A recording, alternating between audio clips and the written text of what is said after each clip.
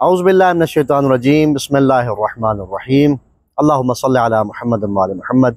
आज हम सफ़र पे निकले हुए थे तो सोचा कि सफ़र के हवाले से कुछ मुस्तहब्बात और सुन्नतें आपके साथ शेयर करें।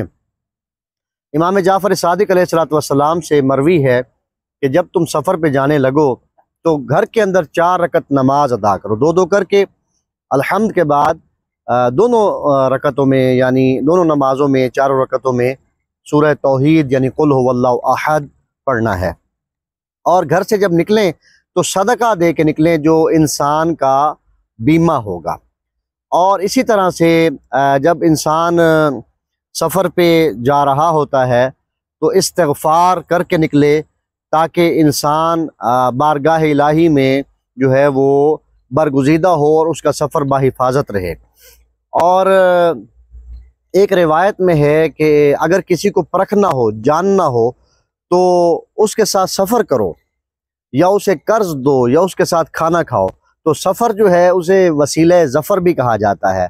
सफ़र कामयाबी का एक रास्ता भी है। और सफ़र में जब इंसान 44 किलोमीटर से ज़्यादा का सफ़र करता है तो उसकी जो नमाज है वो कसर हो जाती है। और इस तरह से अगर ज़वाल से पहले सफ़र कर रहा है तो फिर उसका रोज़ा भी जो है वो कसर हो जाएगा। तो हमें जब सफ़र करना चाहिए, इमाम रिज़ा अलैहिस्सलाम से रिवायत है कि दुआए सफ़र पढ़ के हमेशा सफ़र करें ताकि आपका सफ़र बखैरियत रहे और बखैर और सलामती आप अपने घर और बच्चों तक पहुँच सकें।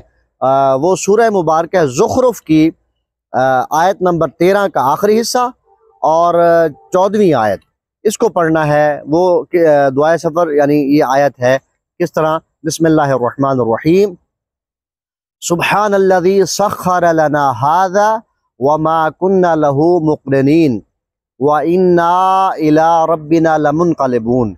ये सूरह मुबारक ज़ुख़रुफ़ की आयत नंबर 13 का आखिरी हिस्सा है और 14 नंबर आयत है। तो ये आयत आप अपने बच्चे को याद करवाइए कि जब भी सफ़र पे निकलें, चाहे आप बस पे जा रहे हैं, जहाज़ पे जा रहे हैं, ट्रेन, कार पे, मोटरसाइकिल पे जा रहे हैं, किसी चीज़ पे आप सवारी करके जा रहे हैं, तो इस आयत को लाजमी याद रखें। बच्चों को, बड़ों को, मर्दों को, ख़वातीन को ये आयत आनी चाहिए।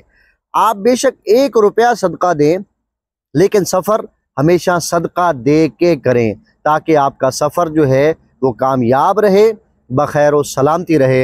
अल्लाह करीम हमें अमल की तौफ़ीक और सआदत अता फ़रमाए। अल्लाहुम्मा सल्लि अला मुहम्मद व आले मुहम्मद।